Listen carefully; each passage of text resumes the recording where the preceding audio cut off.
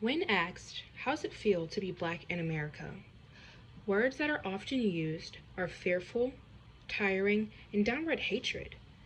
What's with the negative connotation rooted in the word black? Let's take a look at a few stats. During the 2015-2016 school year, black students represented only 15% of total U.S. student enrollment, but somehow they made up 35% of students suspended once, 44% of students suspended more than once, and 36% of students expelled. This is a sad reality. Leaving the classroom and onto the city streets, in New York City, a whopping 88% of police stops involved black people, and of those stops, 70% were completely innocent.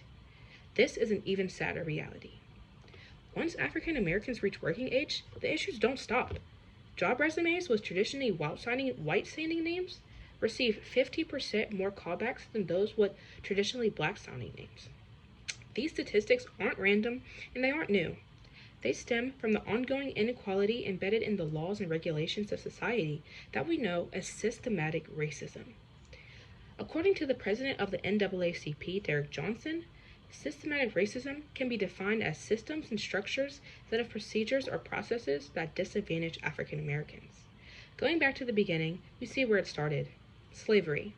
In the 17th and 18th centuries, wealthy white men needed land, so they stole it. They stole land from indigenous people and forced blacks into slavery. In order to justify their wrongdoings, they created a myth about African Americans, saying that they were inferior. They do not know the damage they caused. This myth is what our nation's institutions, politics, and policies were and still are based on. What we do echoes for generations. Our laws are the output of a system which clothed rascals in robes and honesties in rags. It's what historian Howard Zinn in his 1980th published book, A People History of the United States, said. Even if you've never noticed it, systematic racism is very real and is seen in many more places than not. It has been used in our school systems, judicial system, and even in the workplace. To completely understand something, it's always best to start at the beginning. So let's start at the beginning of life. Even when a black child is still in their mother's belly, they can reap the obstacles of racism.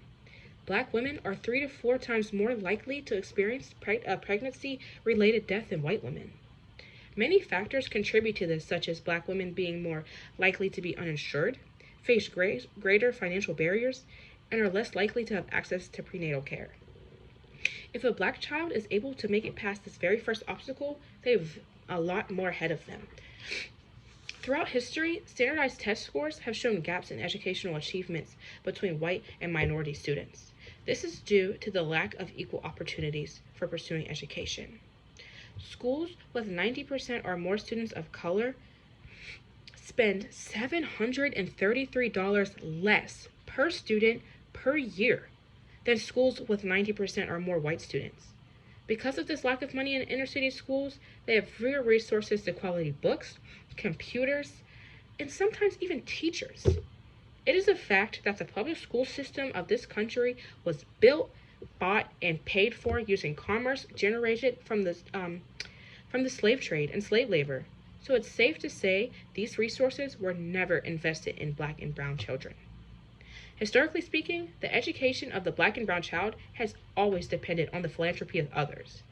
Today, school districts are mostly funded by property taxes, so it makes sense that when schools are in poor neighborhoods, well, that's why they're not very well funded, causing underpaid teachers and overcrowded classrooms.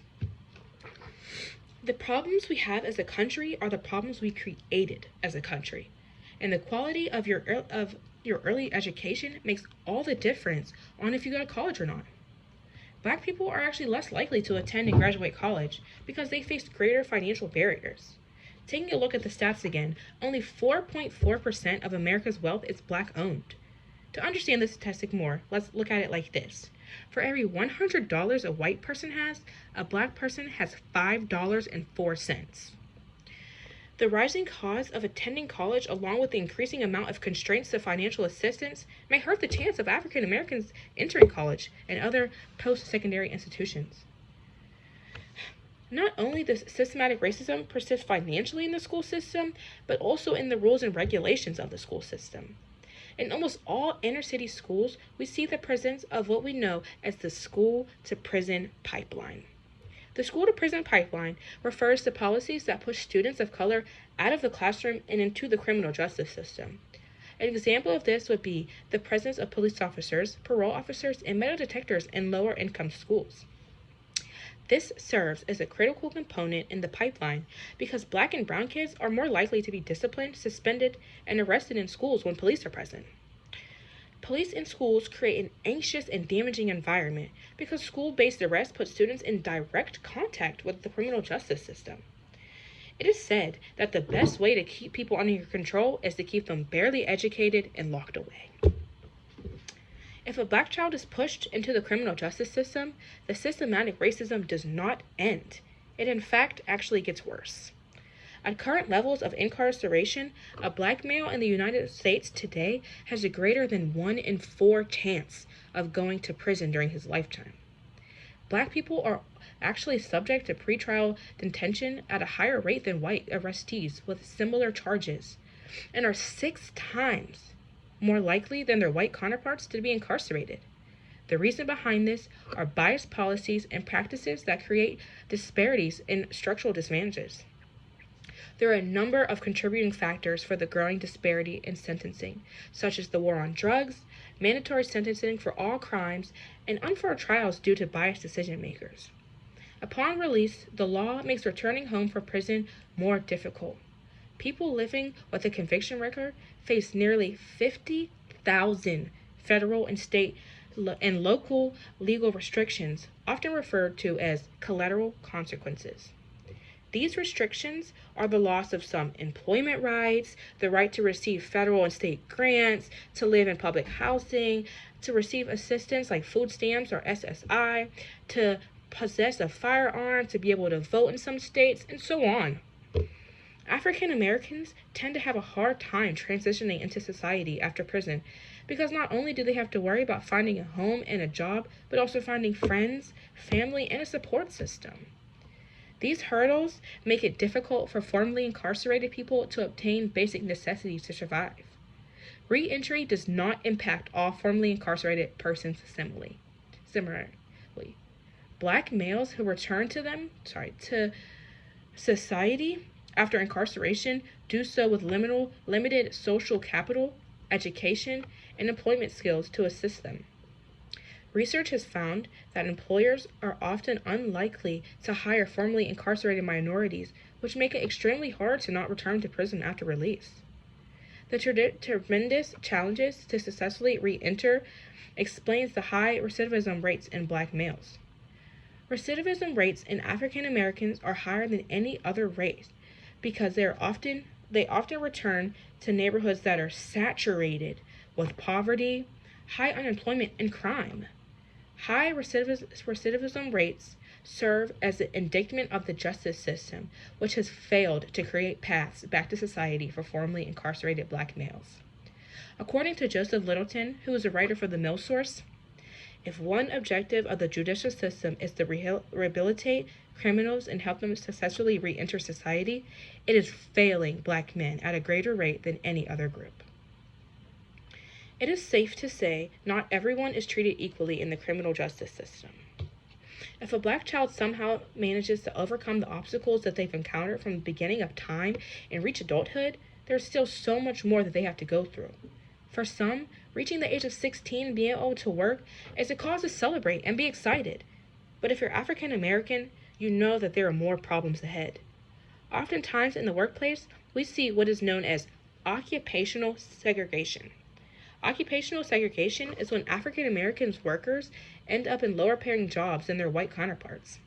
Having little to no access to good jobs put African Americans in a position of poverty, and once you're in poverty, it's almost impossible to get out of it, especially if the world is set up for you to never get out of it. Also, due to these fewer job opportunities, we see higher unemployment rates in African Americans than any other race. Since 1972, the unemployment rate in African Americans has constantly stayed at or above twice that of whites. If you're wondering why African Americans tend to be unemployed more, one factor could be mass incarceration that we remember affects blacks more than whites. There are also structural barriers in the labor market that prevent African Americans from gaining employment, such as hiring discrimination, which can be seen as employers acting upon bias against blacks. African Americans have always been more vulnerable in the workplace. They tend to work in jobs that are less stable, which feature lower pay and lower benefits than whites. Black and brown people tend to be overly represented in service industry jobs, which can be seen as bottom of the barrel jobs. It is known that service jobs are less likely to have any benefits. In recent studies, we see that it is a known fact that black people receive poor benefits. The cause of the unequal benefits? Income disparities. Rachel McCann, a senior director for health and benefit, states that even among those with full-time position, income gaps, health disparities, and financial security gaps still exist for black workers compared to white workers. Many believe in order to close this gap, employers should encourage affirmative action.